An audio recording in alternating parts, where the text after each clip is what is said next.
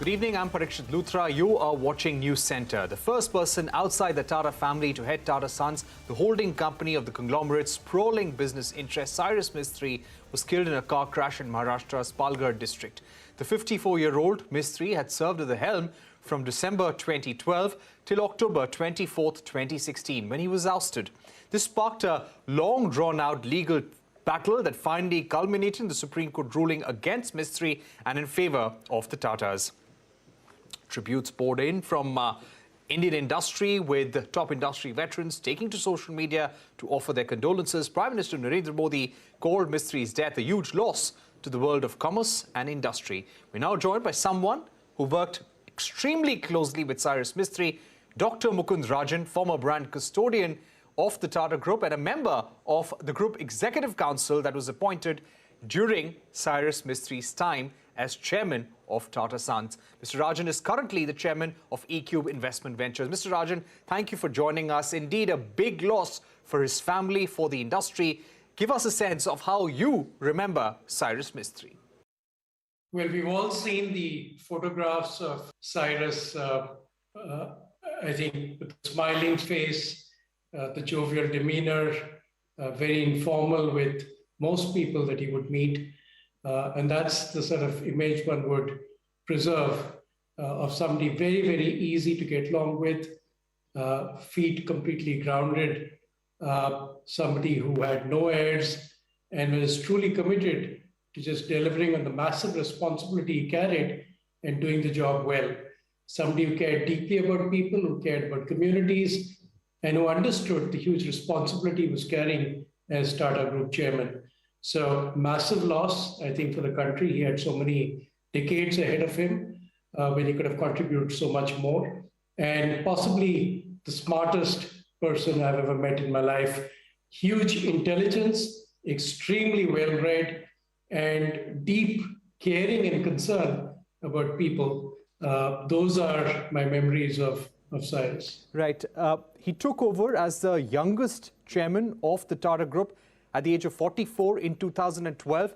Give us a sense of the vision that he had for the group, what he may have shared with you or what you sensed in your interactions with him. Well, one minor correction, because I've seen this in the media. JRD Tata, of course, became chairman of the Tata Group in his early 30s. So he was even younger than Cyrus. But I think what stood out about Cyrus was the fact that he was brought into the group. Unlike JRD, he had not had very much operating experience with any of the Tata companies. He did serve on some of the Tata boards, including Tata Sons.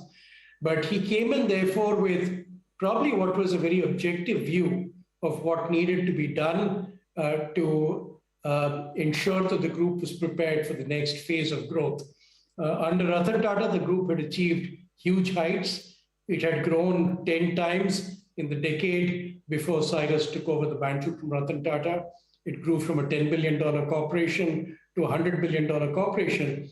And I think Cyrus understood the challenges that would lie to grow the group beyond the 100 billion mark. And I think he had a very clear sense of first addressing some of the potential weaknesses and vulnerabilities that particularly became evident during the global financial crisis of 2008-9, ensuring that the right leadership was in place in all the Tata companies, and the right business opportunities to grow faster, to grow further were pursued in sectors such as financial services, retail, and defense and aerospace. Overarching all of this was, I think, a sense of the kind of vision the group needed to have. And he set out a vision for 2025, which is announced at the first annual group leadership conference that he chaired in 2014. And it was a huge vision. It was a vision that could see Tata's among the 25 largest corporations of the world, with a brand that would be amongst the most admired brands in the world, all while responding to the Tata mission of improving the quality of life of the communities its companies serve. So I think he was, in a sense, the full package that you needed as a leader, somebody with an outstanding vision, somebody with huge financial acumen, somebody who understood where the vulnerabilities lay and had the right plan of action to address them, and somebody who was a people's person who could make his team, who could make managers and leaders very comfortable around him. So huge loss for the Tatas when he was separated. And obviously, I think for the country to lose such a dynamic young leader who had several decades of contribution still ahead of him is a massive loss to the nation. Right. Something the Prime Minister also has commented about. Mr. Rajan, what were some of the changes that he brought about at the Tata Group? Maybe some of those changes that still exist, if you can share them with us. At the same time, which aspects of the business he was most passionate about? I think when you want to be a leader of a group like Tata's, you have to have a firm understanding of the key drivers of business success across sectors. The Tata Group, as they say, produces everything from salt to software. And so it is not possible to be overseeing such a large enterprise if you are somebody who's only connected with or passionate about a few businesses. And that's what one saw with Cyrus. He took an equal interest in all our businesses. Having said that, there were obviously some businesses that took more of his time because of specific challenges. A case in point, for instance, is Tata Motors, when the then managing director unfortunately lost his life. Cyrus was forced to step in and essentially lead the executive council of that company. In terms of interventions that I think are continuing to deliver great results, I think the huge focus he placed at Tata Motors on the passenger car business in terms of new models, in terms of better styling, in terms of highly improved quality, I think are things that are now paying off to the extent where the company has significantly gone up the league tables in terms of being a car producer of note in this country. Likewise, at Tata Steel, I think the push that he gave to Tata Steel's India operations and the launch of the operations at Kalinganagar with the first phase of 6 million tons of new steel production capacity at a time when that project had been lingering on and not really getting executed. He took the entire board with him, went down to the site, and over a period of time, 40,000 people were actually working at that site, the largest infrastructure project at that point of time in India. I think these are examples of the ways in which he led from the front. He saw the future, he saw the impact that Tatas could make, and he pushed to get the right combination of people, ideas, vision, and resources to actually deliver. And I think the group is seeing the benefit of all of that today. Right. You spoke about Tata Motors. Today, Tata Motors has significantly grown its market share in the passenger car business. They are market leaders when it comes to electric mobility. Do you think the blueprint of that was actually prepared during Cyrus Mistry's time as chairman? I think a lot of the blueprint, certainly for the passenger car business. I can't really comment on the electric vehicle space because that is something that is perhaps a little bit more recent. But certainly the kind of team, the kind of engagement that took place around ideating about the future were processes that he put in place or built on that already may have existed in the company. And as I said, the company is really seeing the benefit of all of that in today's context. Right. Tell us also about how he chose people for his group executive council. He wanted advice, he wanted people who he could bounce ideas off. At the same time, you were the first chief brand custodian of the Tata Group. Tell us what he expected out of you.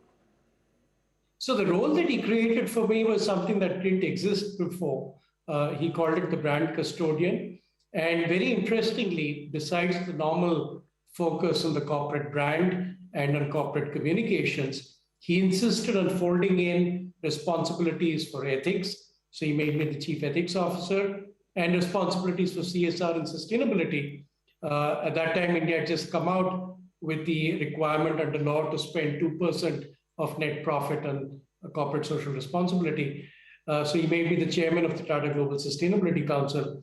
I think this is a very differentiated way of thinking about how you actually deliver in your responsibilities on governance, on environment, on social issues, something that today has become a huge theme around ESG. He was, I think, a forerunner for that. Likewise, his decision to be a founder member through the Tata Group of focusing capital on the long term, a business organization with some of the largest companies in the world as members, dedicated to trying to shift stakeholder interests away from the short-termism that created the global financial crisis towards taking a much more long-term view of the responsibility of corporates, which becomes very important when you're tackling issues like climate change, which are creeping up on you but require actions that need to be taken over a long period of time. So in that sense, I think he was a man who was ahead of his times. The composition of the Group Executive Council you asked about, he was very clear he wanted a mix of people from within the Tatas.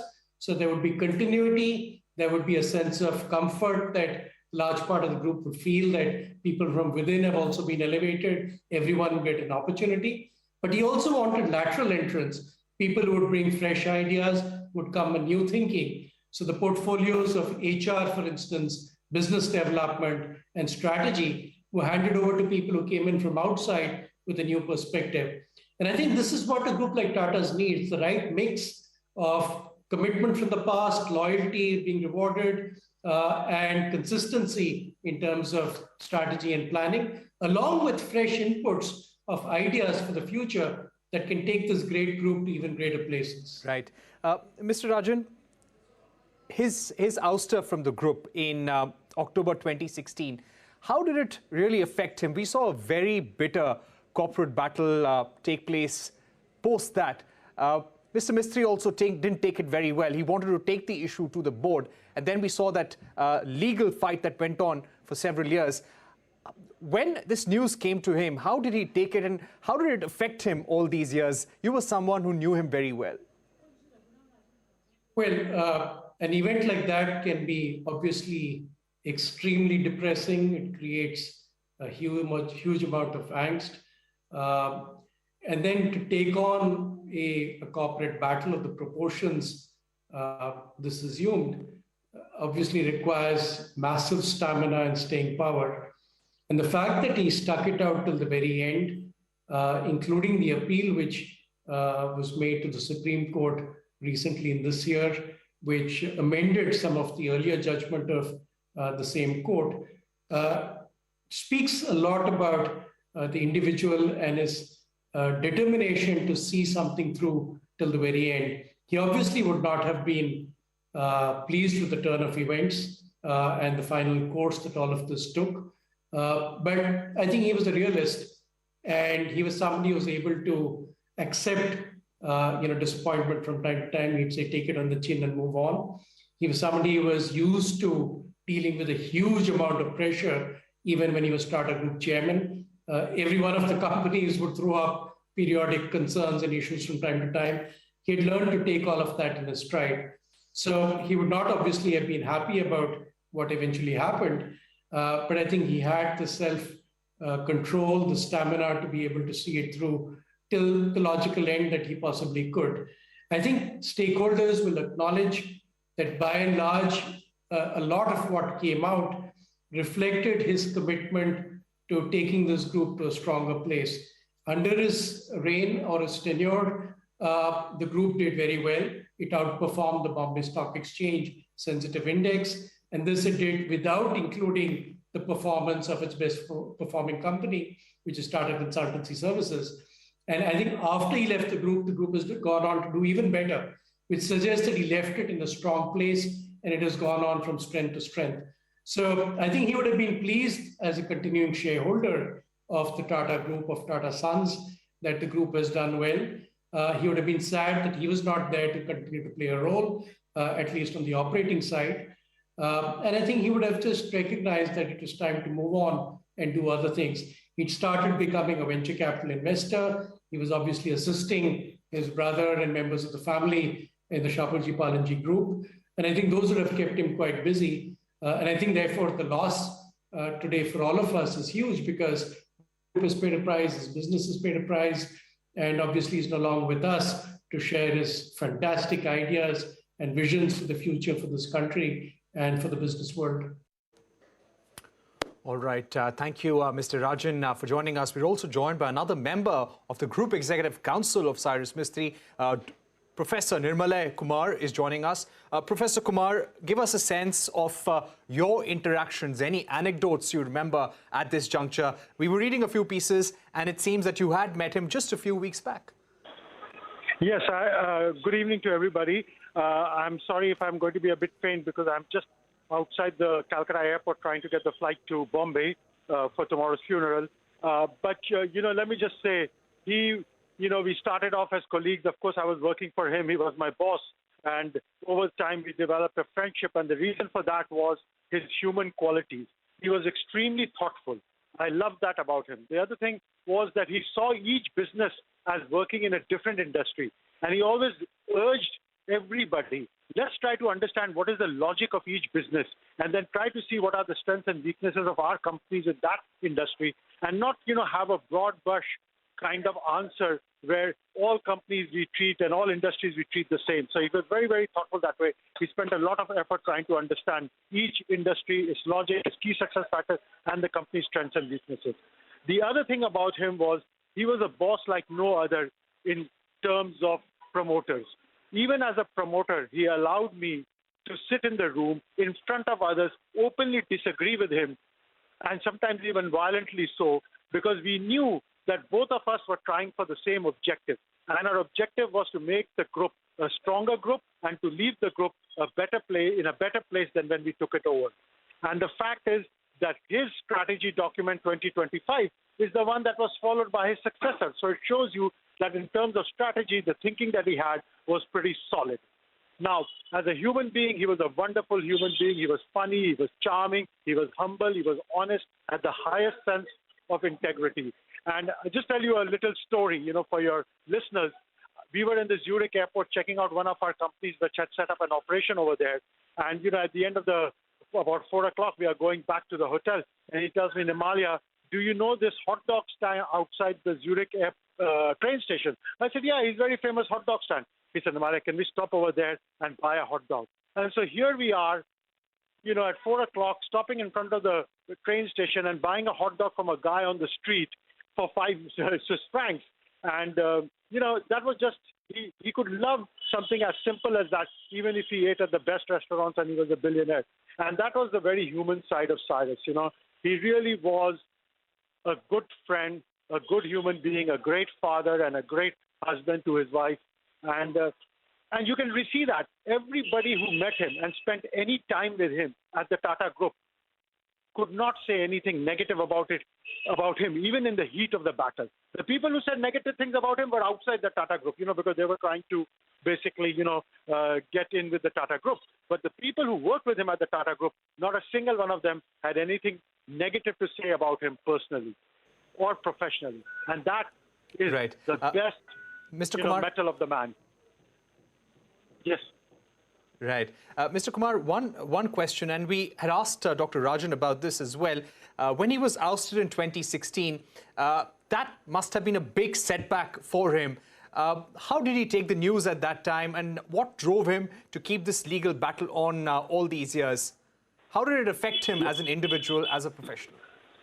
So it was interesting that for him, he showed the same steely determination in a quiet manner that he showed during his tenure at Tata Sons. His objective never changed. He said, our objective is to improve the Tata institution for the future, to leave it in a stronger place. And for him, that was improving the corporate governance structure of Tata and institutionalizing it rather than having it dependent on a single person, whether it was him, his predecessor, or the next person. And he always used to tell me, Nirmalya, if we don't institutionalize the corporate governance structure of Tata Group, then what will happen is, what if someday there's a bad chairman? He or she will have the entire power to do whatever they feel like. So we need to put in place these checks and balances where the Tata company individual boards are the final people saying what should happen to a Tata company, and the Tata Sons influences that Tata board through its nominees, as is the proper process. And that's what he was trying to fight for. And so even his court battle was really about that. It wasn't about him getting the job back as chairman. It wasn't about a vindication of what he had done. It was really about can we improve the corporate governance of Tata Group as an institution, because it is the most valuable institution in this country, and we want to make sure it has the highest standards of corporate governance. All right. Professor Kumar, thank you very much for joining us. Indeed, a big loss to people like you who he'd touched very closely, and of course for the Tata Group, for the Shapoorji Pallonji Group, and the industry at large. We leave it there for the moment. Liz Truss has is all set to become the next British Prime Minister. She will be succeeding Boris Johnson, and she has defeated her rival Rishi Sunak. Some updates on the election, on the appointment of the next Prime Minister after the break on Newscentre. That's coming up. Don't go anywhere.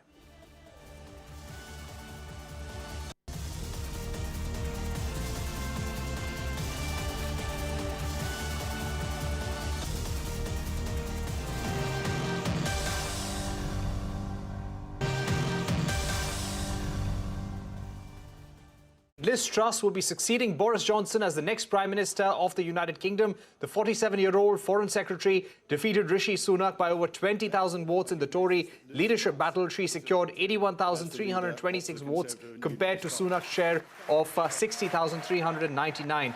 Truss will be the third woman after Margaret Thatcher and Theresa May to head the UK government. Let's get you key excerpts of that announcement that took place a short while back. I'd like to thank the 1922 committee, the party chairman and the Conservative Party for organising one of the longest job interviews in history. Thank you very much. I'd also like to thank my family, my friends, my political colleagues and all of those who helped on this campaign. I'm incredibly grateful for all of your support. I'd like to pay tribute to my fellow candidates, particularly Rishi Sunak. It's been a hard-fought campaign.